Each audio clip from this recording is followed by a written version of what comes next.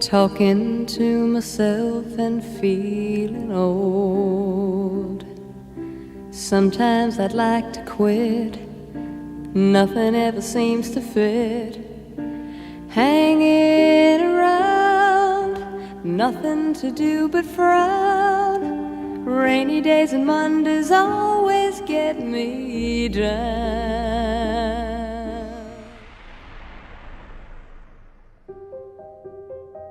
On the morning of February 4th, 1983, Karen Carpenter, one half of the beloved sibling duo, the Carpenters, known for her warm, velvety voice and a string of timeless hits, including We've Only Just Begun, Rainy Days and Mondays, and They Long to Be Close to You, collapsed in the bedroom of her parents' home in Downey, California. Paramedics were called, but by the time they arrived, her pulse was faint and erratic, and she was pronounced dead a short time later at Downey Community Hospital. The coroner's report, issued by famed medical examiner Dr. Thomas Noguchi, concluded that Karen Carpenter died of heart failure caused by complications from anorexia nervosa. Although she had recently gained weight, reaching approximately 108 pounds at the time of her death, Carpenter's heart had suffered irreversible damage from years of starvation and malnutrition, coupled with the use of hepatic syrup, a substance used to induce vomiting and which is also known to be toxic to cardiac muscle. The autopsy revealed that Carpenter's heart was abnormally small and weak, weighing just 80 grams, less than half the normal weight for a woman her size. The official cause of death was listed as cardiotoxicity due to or as a consequence of anorexia, highlighting the long-term devastating effects the eating disorder had on her body. Though the news of her death was traumatic to her family and friends, as well as to legions of fans she'd accumulated over 15 years while performing some of the biggest songs of the 1970s, no one could be shocked by news of her passing. For years, the public had watched Carpenter's body slowly wither before their eyes, on album covers, in music videos, and during live performances where her once vibrant frame appeared increasingly frail. Tabloids speculated, fans whispered, and television cameras lingered just a beat too long on her sunken cheeks and impossibly thin arms. While many dismissed it as the toll of fame, others could see something more dangerous behind the carefully applied makeup and poised demeanor. In the 1970s and early 80s, anorexia was poorly understood and rarely discussed. Carpenter became, unwittingly, the face of an illness that had no public vocabulary at the time. Her emaciated appearance sparked concern, but as an entertainer and performer, even the most alarming signs were overlooked and minimized. Interviews revealed a woman who was self-deprecating and eager to deflect attention from her appearance, often joking about her appetite or saying she was just naturally small. Here's Carpenter being interviewed in the early 80s on British TV, where the host pointedly asked her about persistent rumors that she was suffering from what the English referred to as Slimmer's disease. There were rumors, though, that you were suffering from the Slimmer's disease, from anorexia nervosa, is that right? No. You went down to about 6 stone in weight, I think, didn't you? I have no idea what 6 stone in weight is. And 66 pounds, it's very difficult to work out. Think about 84 pounds No. or something like that. No? No. But despite her denials, friends and collaborators recalled her collapsing during rehearsals, being hospitalized in secret, and withdrawing from public life altogether during the worst phases of her illness. By 1981, she went from appearing merely emaciated to looking almost spectral, descending to as little as 80 pounds. Family and friends who had watched her struggle for so long began to lose hope that she could ever return to form. Finally, in 1982, Karen began to receive the help that she had long needed, entering intensive therapy and attempting to rebuild both her life and her health. But despite these efforts, the years of damage had taken an irreversible toll. Though her voice remained as hauntingly beautiful as ever, her body could not withstand the years of trauma it had endured, and her heart gave out. Karen Carpenter was just 32 years old. I'm Jason Beckerman. I'm Derek Kaufman. This is Last Days, Karen Carpenter.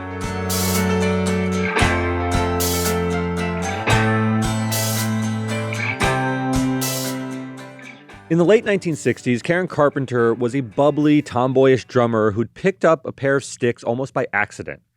Raised in a middle-class home in Downey, California, she showed little interest in music at first, unlike her older brother Richard, a piano prodigy from a very young age. But in high school, Karen began to gravitate toward the drums, an unusual choice for a teenage girl at the time, and she quickly developed an instinctive, steady rhythm that became the foundation of her early sound. Though their household wasn't overtly musical, their parents encouraged Richard's talents, and Karen soon found her own place alongside him, her soft-spoken presence and effortlessly warm voice coming into its own, and the duo found some success performing small local clubs. By the mid-1960s, Richard Carpenter had begun promoting his musical projects regionally, and in 1966 he submitted a demo tape featuring himself and his sister Karen to gain entry into the Battle of the Bands competition at the Hollywood Bowl. They were accepted and went on to win the contest. That same demo, for reasons still unclear, found its way into the hands of Herb Alpert, the legendary co-founder of A&M Records. Alpert was immediately captivated by Karen's voice, calling it, quote, distinctive and haunting, and signed the duo to the label in 1969. Their debut album, Offering, saw only modest commercial success, but it laid the groundwork for their breakthrough with the following year's release of They Long to Be Close to You. The song had previously been recorded by Dionne Warwick, who would later become Karen's close friend, and by Dusty Springfield, but neither version achieved chart success. But Karen's silky smooth, aching contralto transformed the song into a revelation. Just like me, they long to be close to you. The single soared to number 1 on the Billboard Hot 100, turning the once unknown brother-sister act into overnight superstars, and Karen Carpenter, with her velvety, melancholic voice, into a sensation. Derek, this kind of music is not for everyone. You and I have very differing thoughts on this. This is, I find it sort of this.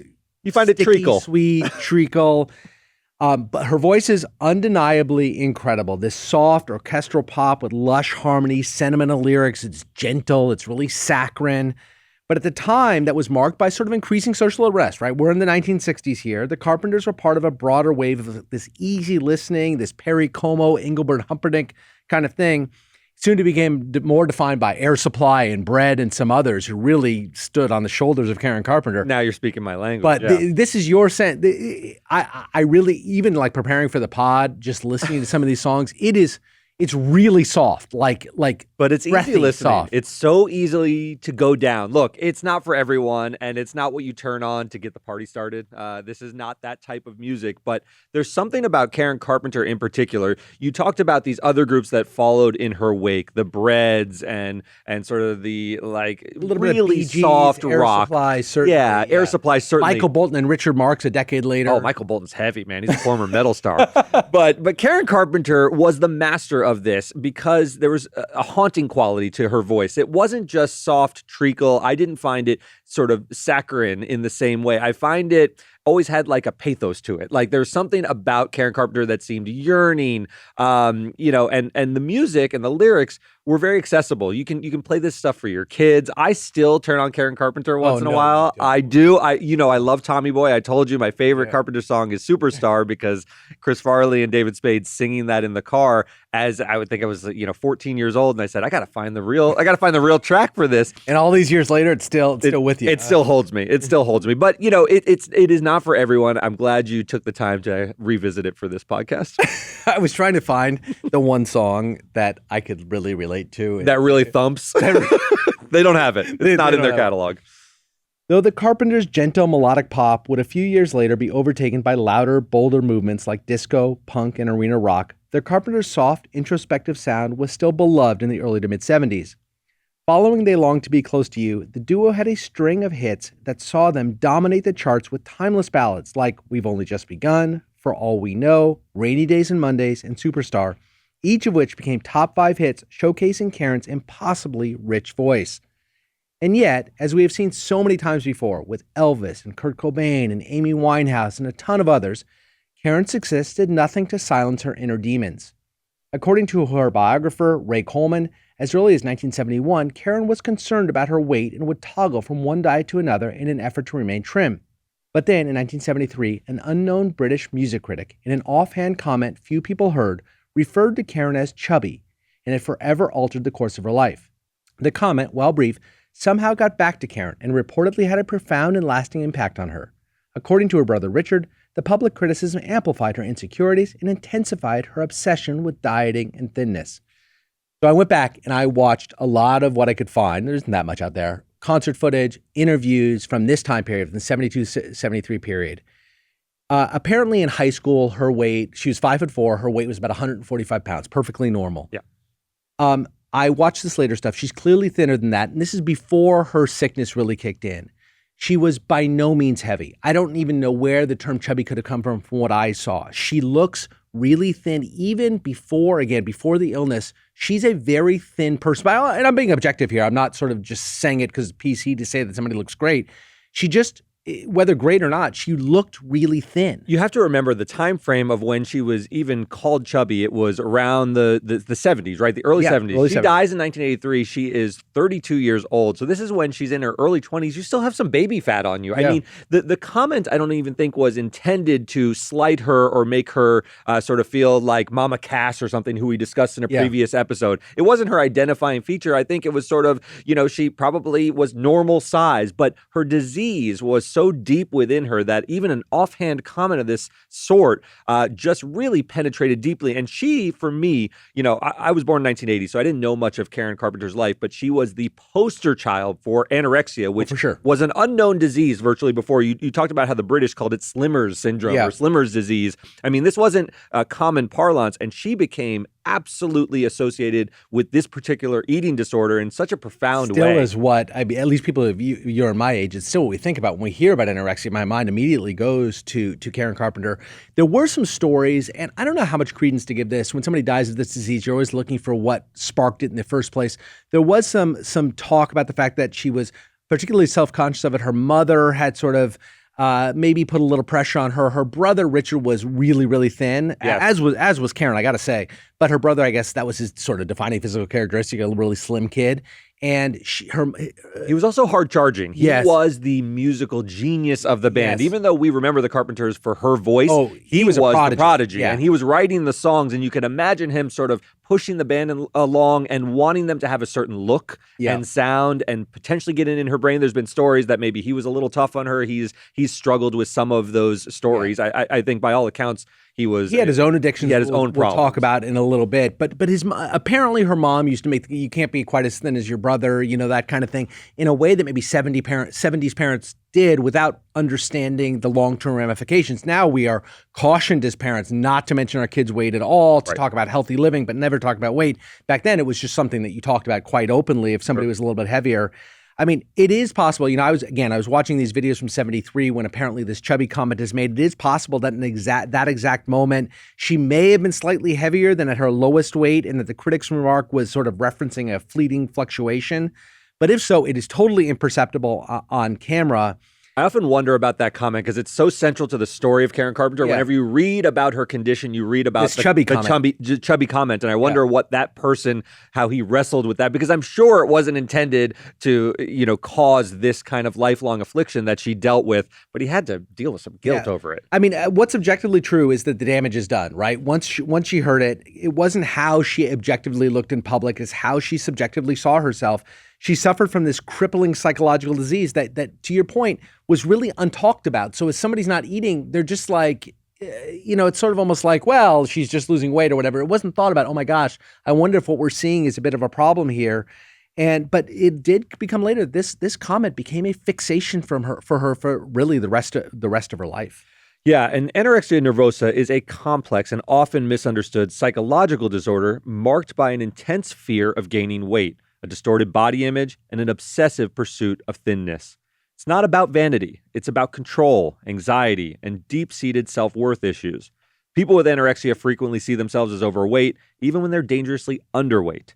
The condition is often accompanied by perfectionism and a need for external validation, traits that can be exacerbated by public scrutiny, particularly in high-pressure environments like the entertainment industry. For someone like Karen Carpenter, soft-spoken, sensitive, and constantly in the spotlight, the pressure to maintain an ideal image became internalized in devastating ways. As noted before, even before the critics' comment in 1973, Karen was already struggling with her own perceptions of her weight and appearance, despite appearing very thin. According to Dr. Hilda Bruck, one of the pioneers in eating disorder research, the illness doesn't just affect the body, it hijacks the mind, creating a relentless internal monologue that punishes, criticizes, and shames. Quote, the patient's sense of identity and self-worth becomes so closely tied to their ability to control their body that weight loss becomes equated with success and self-discipline, no matter how dangerous the consequences. So for a person like Karen, who lived her life in the public eye and was subject to constant criticism, however fleeting, the affliction became something akin to a death sentence. By 1975, while recording the album Horizon, which featured the songs Only Yesterday and the Carpenters' haunting cover of Desperado, Karen's weight had plummeted, reportedly dipping below 90 pounds. Photos from the time show her in flowing gowns that seemed designed to disguise her shrinking frame. On stage, she still delivered flawless vocals, but fans and colleagues were alarmed by her skeletal appearance. Despite her deteriorating health through the early to mid-1970s, she was somehow able to continue working and performing at an exceptionally high level. According to Richard, who spoke publicly after Karen died, in studio sessions during this period, she remained precise, often recording vocals in a single take. But by the time A Kind of Hush was released in 1976, the cracks were beginning to show, not necessarily in her voice, which remained golden, but in her ability to endure the rigors of touring and promotion. In 1977, as they recorded their album Passage, Karen's physical state worsened. The quirky orchestral album marked a departure for the duo, and critics took note of the creative risks. Behind the scenes, Karen's energy was flagging, and she reportedly began abusing ipecac syrup, an over-the-counter emetic used to induce vomiting, believing it would help her control her weight. As noted before, however, ipecac is toxic to the heart, and its long-term use likely contributed to the cardiac damage that would later prove fatal. In 1979, while Richard entered rehab to treat a dependency on Quaaludes, Karen took a bold step toward independence by launching a solo career, her first major product without her brother at the helm. Eager to evolve with the times, she recorded an album in New York with acclaimed producer Phil Ramone, embracing a more contemporary sound that leaned into adult pop and even flirted with disco. Tracks like My Body Keeps Changing My Mind revealed a Karen few had seen before, confident, modern, and musically adventurous. But my body keeps changing my mind, keeps changing my heart. When we're dancing, my body says love it tonight. The songs were slicker, sexier, and far more rhythmic than the Carpenters' signature ballads, an intentional departure meant to reposition her in a changing musical landscape. But when Karen presented the finished album to A&M Records and to Richard, the response was chilly. Executives reportedly felt the material didn't suit her image, and Richard strongly disapproved of the direction. Despite Karen's enthusiasm and creative growth, the label shelved the album, citing marketing concerns and early negative feedback. The rejection was deeply wounding. For the first time, she had stepped out of her brother's shadow and taken real creative risks, only to be told, in essence, that she didn't belong in the world she was trying to enter. Struggling under the weight of personal disappointment and long-standing body image issues, her anorexia worsened. Her weight dropped to dangerously low levels, reportedly under 80 pounds. Behind the scenes, what began as a creative rebirth quickly gave way to emotional collapse. And for the next 2 years, Karen largely avoided the public eye as she sunk ever deeper and continued to struggle with her mental health woes. In 1981, the Carpenters returned with Made in America. The album produced the modest hit Touch Me When We're Dancing, but during a series of TV appearances to promote the album, viewers were stunned by her appearance. She looked fragile, gaunt, and far older than her 31 years. The silver lining of this criticism is that Karen seemed finally determined to get help. She moved to New York in 1982 to undergo therapy with famed psychotherapist Stephen Levenkron, one of the few specialists in eating disorders at the time. And under his care, she began gaining weight, and her face filled out noticeably. According to her brother, Karen began to express optimism for the first time in years, and there was some hope she might be on the road to recovery. She returned to California in late January 1983, and the siblings began to plan a new tour. They scheduled TV interviews and performances meant to introduce the modernized duo to the public, and Karen was the healthiest, both physically and mentally, she'd been in a decade. Karen even scheduled a fitting for the morning of February 4th for new costumes that would accommodate her healthier figure. But in a cruel twist of fate, on the very morning she was scheduled for a final dress fitting, poised to reintroduce herself to the world, stronger and more hopeful, her heart, irreparably weakened by years of starvation, malnutrition, and the toxic effects of ipecac syrup, suddenly gave out.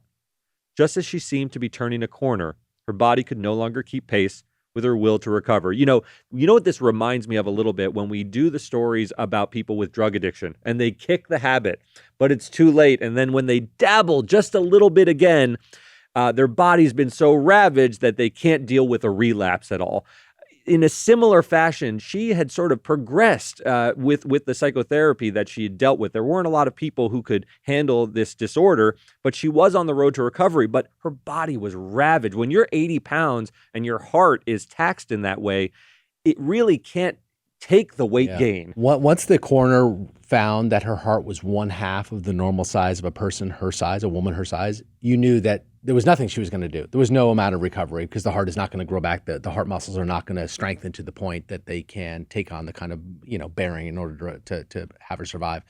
It was just a fait accompli at that point. And it's great that she sort of ended her days on the road to recovery, apparently healthier. And it's sad that likely had she done this earlier, she could have lived a long and normal life and had more success. I don't know if the music world had passed her by or not, but nevertheless, she at least could have tried. She could have been one of those legends who sort of got her flowers at reunion tours and made the halls of fame and whatever it is. But when I heard about that number about her heart, how small it was, you just realized that it was just not going to happen for her. Yeah. Karen Carpenter's voice was, quite simply, one of the most remarkable in the history of popular music. Paul McCartney said after her death that her voice was, quite simply, the best female voice in the world, melodic, tuneful, and distinctive. But despite her otherworldly talent and the fame she achieved with a string of hits, there was nothing she could do to outrun her demons.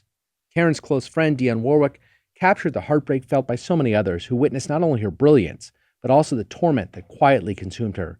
When she said, quote, Karen had the kind of voice that could make you cry in the middle of a sunny day. It was pure and true and filled with this aching vulnerability. And the tragedy is that same vulnerability was in her life too.